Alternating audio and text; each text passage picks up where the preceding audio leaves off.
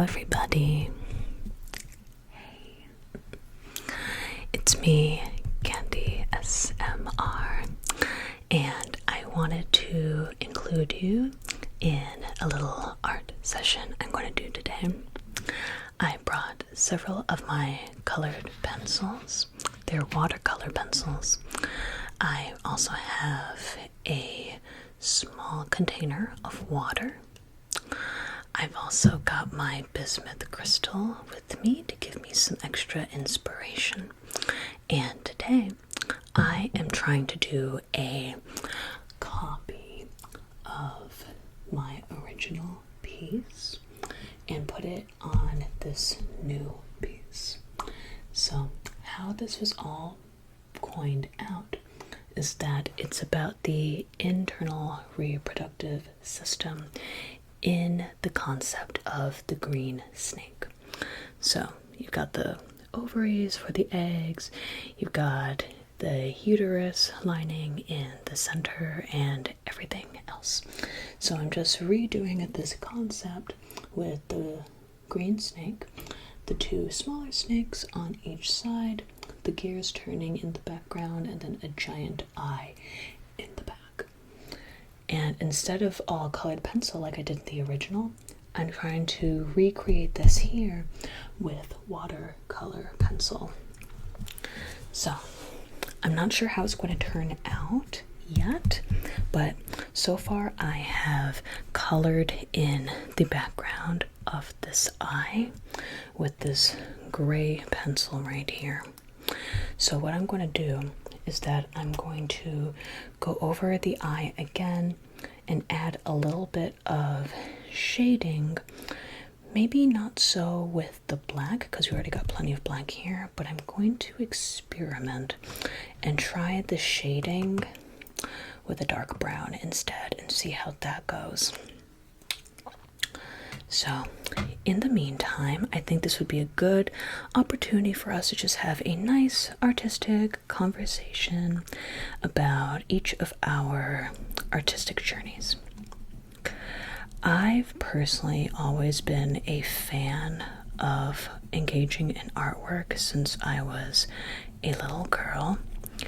I used to draw a lot of pictures of animals and their digestive tracts for some reason, but I can actually remember why. When I was little, my father gave me this dinosaur puzzle kit, and it had 3 layers. The first puzzle layer was of the dinosaur, all skin and everything, just the outer layer, what we'd usually see in a dinosaur, on a dinosaur documentary, for example. Then we have the second layer of puzzle pieces, and that one consisted of the dinosaur's digestive system, and that one was my favorite because that's where I learned about all the different parts of the body, at least of a triceratops, including where the lungs are, where the stomach is, where the intestines are, everything. And then the third layer showed the skeletal system, what we usually see in all those science museums. That's what really got me interested early on in biology, and for quite a long time afterwards, it sparked my interest in becoming either a doctor, a zoologist, a veterinarian, or a marine biologist. And I had all 4 of those interests all the way through 4th grade. Now, with experience, the more I actually got to be with animals, the more I realized I was probably not, I wouldn't say I wouldn't be capable, but I don't think I would have had enough patience to go into a profession working with animals. And as for going into biology, I always appreciated the subject matter, but I just decided to develop some other interests that sparked my brain and imagination much faster and much further. So, anyway, what does this all have to do with this piece? Well, one subject I found really interesting growing up included anything having to do with health of communities and population health. And including that, it can involve several things such as reproductive health, maternal health. I always found those very fascinating. And as I continued to read more books about it, I figured, well, maybe one day I could incorporate an aspect of that and combine my interest in health with my interest in art. And I even remember in one of my classes, we had a Q&A, and I rose my hand and I asked, hey, are there any professions that kind of combine our love of health and, let's say, maybe artwork? And I remember one of the staffers at the time said, well, we're not all here to become the next Picasso now, aren't we? And I know that she meant it as a joke, but in my mind I was like, oh, well, I'll show her. I think it's really important to incorporate aspects of art in no matter what kind of profession or craft we're doing, for many reasons. First of all, art is very important for cognitive development in infants. It's a great way for infants and toddlers to spark their imagination, engage in make-believe, and really exercise those thinking skills. It allows them to be a lot more innovative, and it's also a great way to engage in a coping mechanism. At least for me, that was one of my favorite ways to cope, and it's still one of my favorite ways to cope. Engaging in artwork. And I think another thing that is really good about art and professions, no matter what we're doing, there's always going to be an aspect where we're going to create something.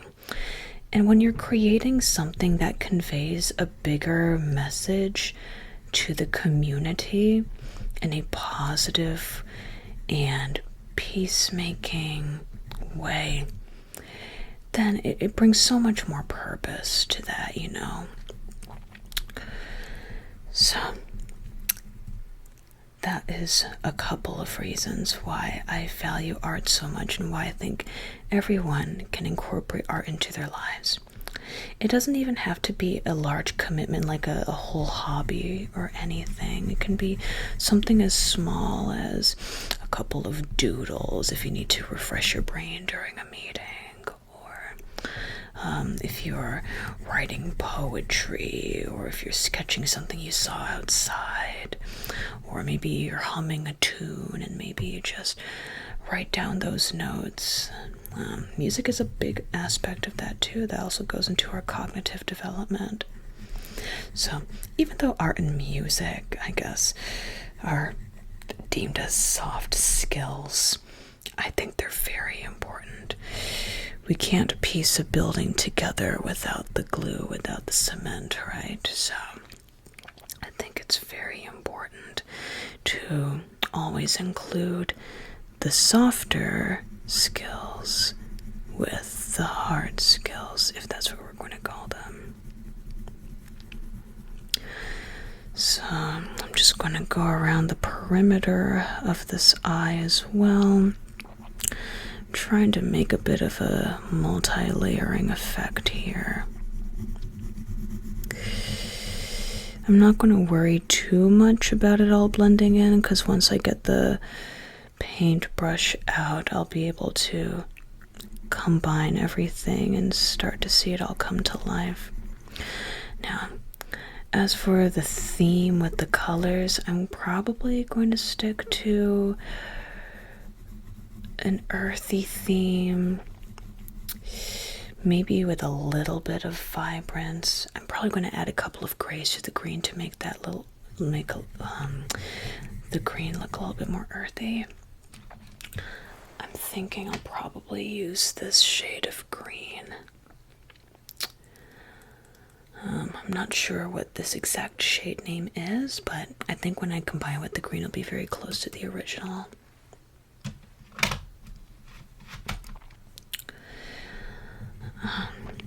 But definitely, now in terms of artists who I find very fascinating, one of the first artists I heard a lot about is Salvador Dali. I actually have a whole book about his art pieces, and I thought it was really fascinating how he came to be. And I think another thing as I got older, what I liked about Salvador Dali is that he didn't conform with the norm. He was always himself, even though he may have seemed a little unusual to the general crowd. I always found him very, very influential. And he kind of had a bit of a sad backstory, too. He was named by his parents after his late brother, who was born before him. His late older brother was also named Salvador. And throughout his childhood, I guess he had a bit of an identity crisis, as you can probably inference from there. He wasn't sure if he should live up to the legacy of his brother or carve out his own path. And I found that pretty sad. So, anyway, he went on to first make a lot of paintings that were, I think, closer to, is it realism? Something like that. He made a lot of artwork that the artist academies really liked, but I think as he got older and started to carve out his own path, he contributed to this other art style known as surrealism. So that's where you see things like the melting clock, that's where you see things like crawling insects. He got a lot of dreams about grasshoppers, I think. And all sorts of things. So, when he started painting more things related to his dreams, that's when it really started to get attention. Good attention and presumably bad attention, because, the traditional artists were saying, hey, what are you doing? You were conforming to us, why are you steering away? Or something like that. But he didn't let that stop him, he kept on going. Another thing to know about Salvador Dali is that his wife Gala was a monumental influence on him. I think when he first met Gala, she was married to somebody else at the time, and then she left her husband for Dali. And I think there was also a significant age gap between Gala and Salvador Dali. And even while they were together, one thing I learned from a documentary about them is that Gala continued to engage in many affairs with other men, many younger men. And even though that occurred, Salvador Dali was okay with it. He, in fact, I think he almost encouraged it in a way, because he had some kind of complex that made him feel almost terrified of engaging in any kind of sexual activity. And yet at the same time, if you take a look at some of his paintings, there are a lot of innuendos and references to sexuality and sexual activity. So I thought that was quite a fascinating juxtaposition to learn about. He also had very unusual pets. I remember one time he had an interview, I think back in the 1970s, maybe 1980s, maybe. I'm trying to think back to what they were wearing at that time. Looks like it was around the 1970s. Around the time of I would say the Mike Douglas show. He made an appearance, and alongside him was this anteater with a leash. Obviously nowadays we would never do anything like that. It would be pretty inhumane the way he handled that anteater, but at first glance I was like, oh my gosh, this is kind of surreal in a way, because seeing such an amazing artist and thinking that he lived at a completely different time before us, before our parents, and maybe even before some of our grandparents, and yet he lived long enough to appear on colored television. It was just such an amazing experience for me when I first saw that. I thought that was really cool. So, anyway, he and Gala had a very interesting business relationship and romantic partnership, but I guess it worked out well for both of them. I don't think either of them had children. I wonder if Gala actually had children in her past marriage. I can't remember if she did. If anybody knows more, feel free to put in the comments down below.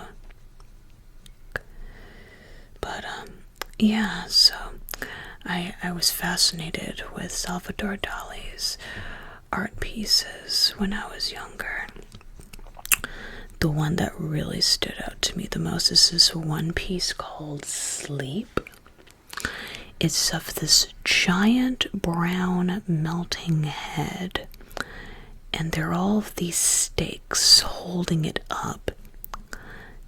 And in the corner of the painting, you see, I think it's a mutt, some kind of dog, and it's also being held up by one of those stakes, but I don't think the dog was melting. I think it looked like it was just falling asleep.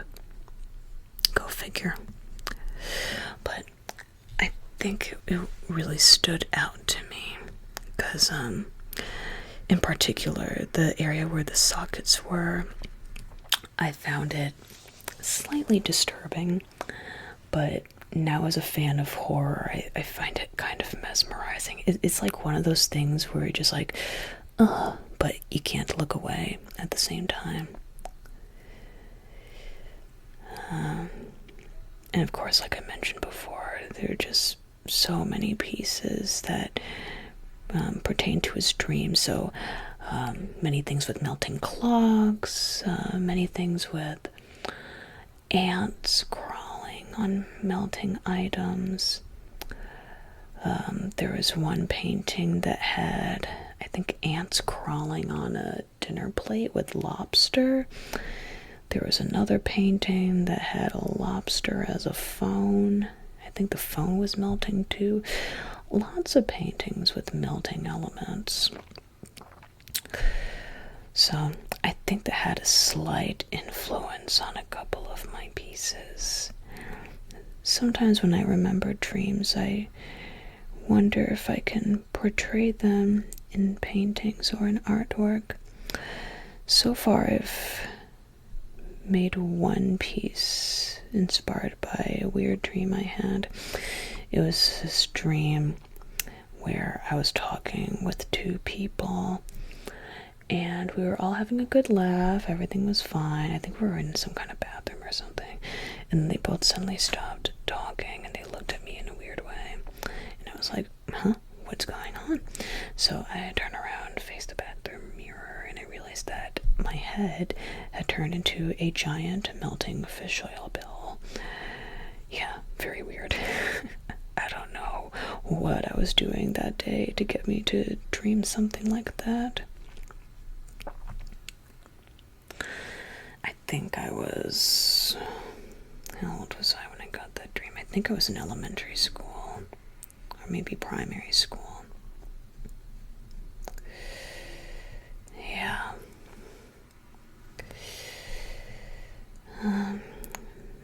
Another artist I find pretty cool is Rembrandt.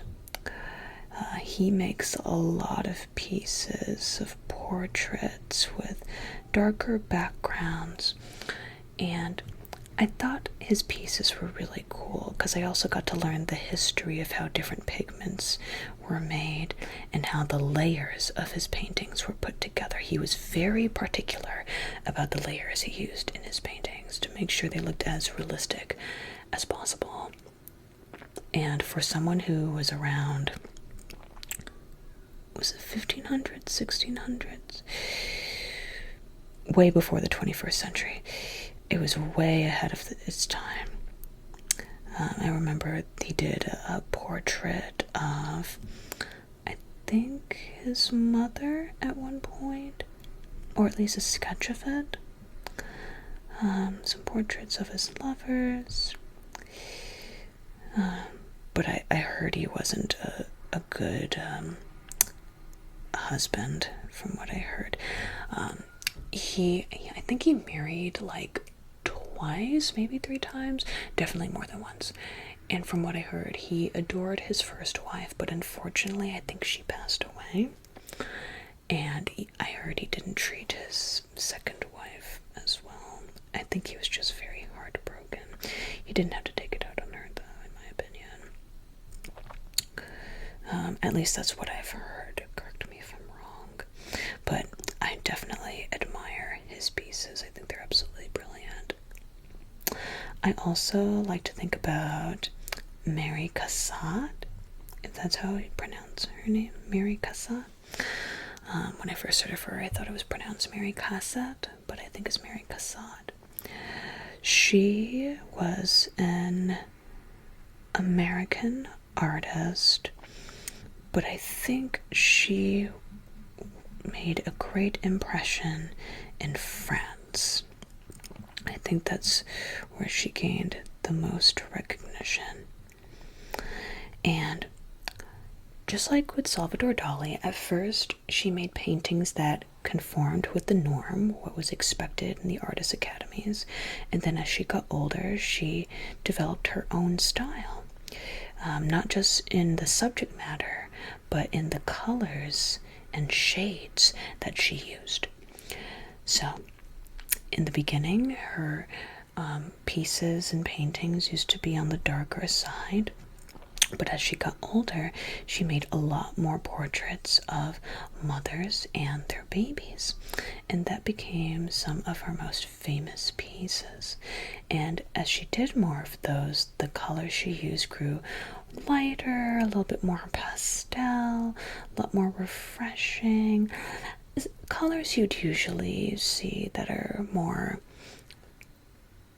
I guess, family friendly, welcoming, fresh, like the spring morning dew. Something like that. Okay, so I think I finished this portion of the eye.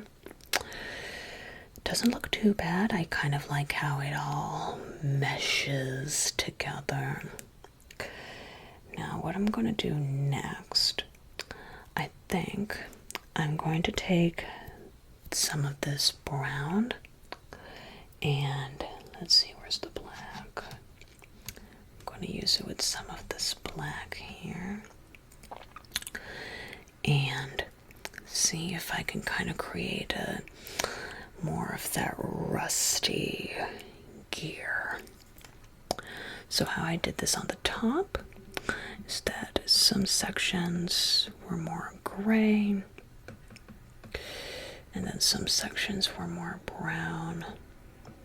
I think in each individual piece, we have the brown touching the top portion.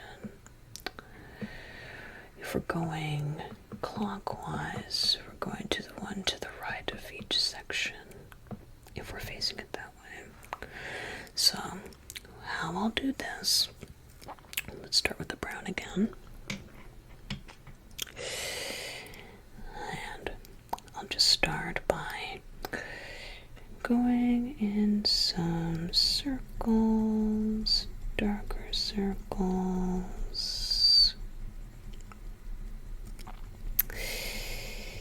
And I'm not going to worry about them blending too much because they're all going to blend together anyway.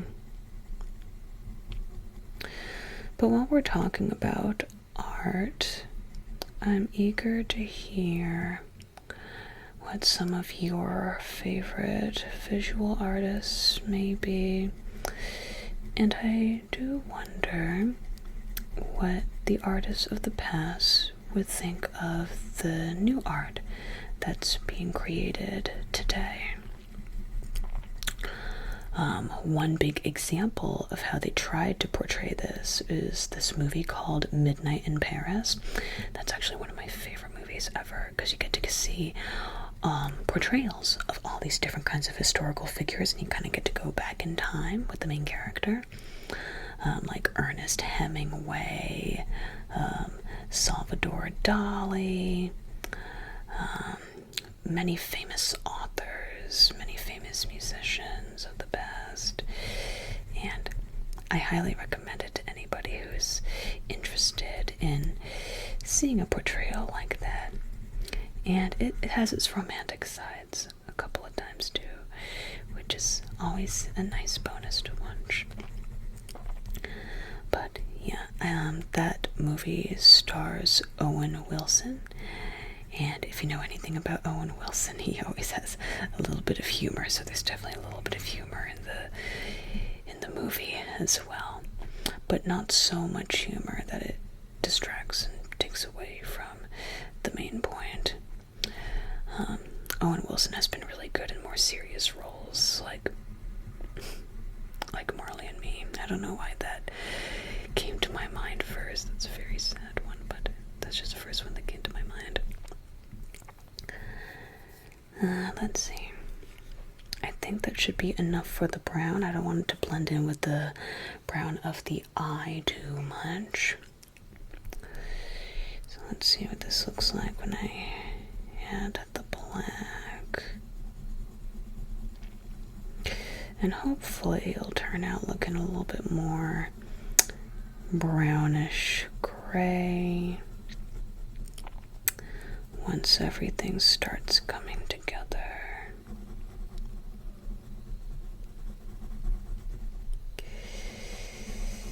Again, I'm not worrying too much about everything blending in because it's all going to blend in with the watercolor anyway. I'm just getting the base of the color on. This is one thing I love about watercolor pencil. I don't have to worry about using a Q-tip to smooth everything out afterwards. I can just use the paintbrush and bada bing, bada boom. It all blends in, and you can create a gradient of colors as well, and they can all come together. I know it looks very rustic right now, but once I start adding some of the green, it's really going to start coming together.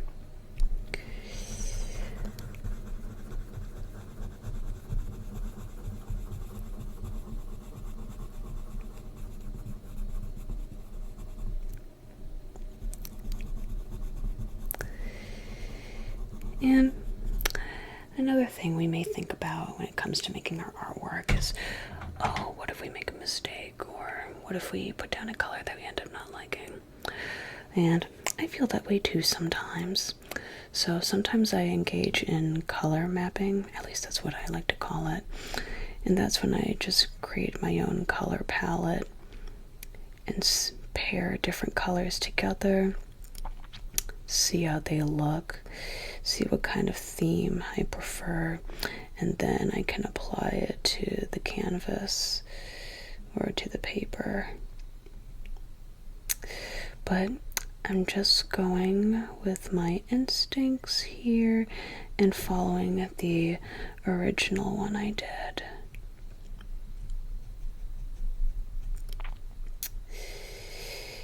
And you definitely don't need a lot of water to see them blend and come to life. It's starting to look a little rusty, which is what I'm looking for, which is good. And it is a little darker than the original gears. That's exactly what I want. I want a little bit more contrast. So that way, against all of this darkness of the eye, and especially the gears, then the snake and the little snakes are going to really, really stand out. I'm excited about that.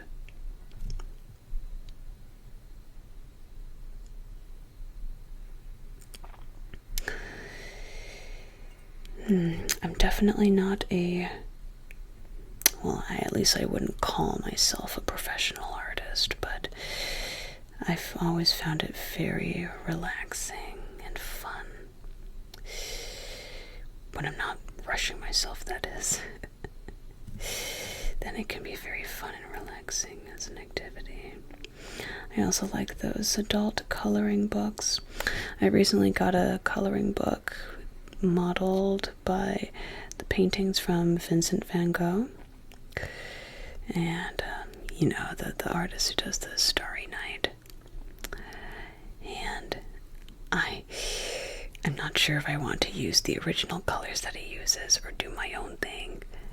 Because when there's already such a genius, it's kind of hard for me to decipher, would I be disrespecting his original work by deviating too much?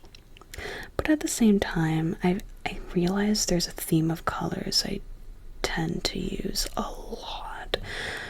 I love using greens and yellows if I want to get more vibrant, or greens and browns if I want it to be more earthy.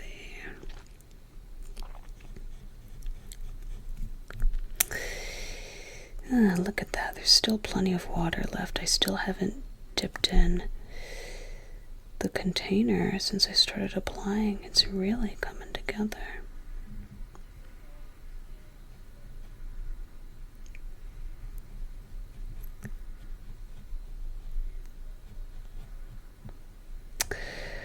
I'll ask you all this. When was the last time you all did some kind of artwork? It doesn't have to be with painting or with drawing. It could be sketching. It could be putting something together with the clay. It could involve maybe assembling a new piece of furniture. It could be flower pressing, because some of you are into that. It could even be gardening, like rearranging the garden and where each of the flowers are going to be. I mean, even cooking. I think cooking is an art form in itself. It's a marriage of art and science.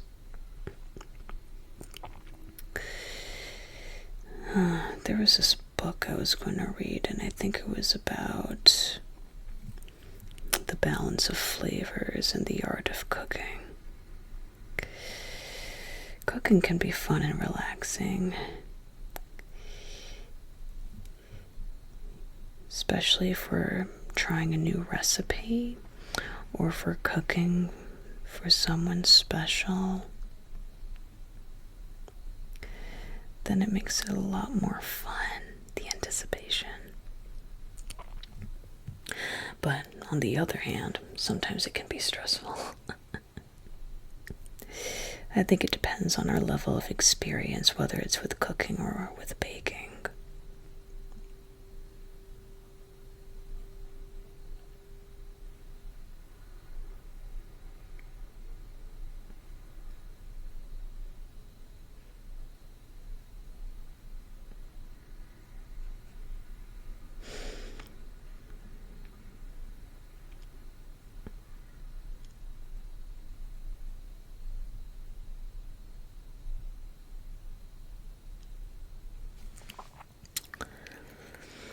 Alright, well, there's one rusty gear.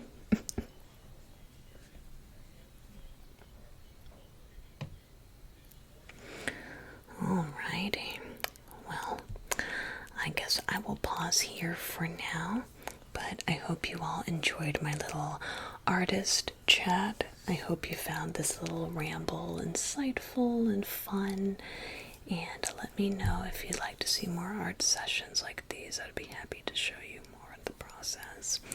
Again, this is Candy SMR, and I hope you enjoy the rest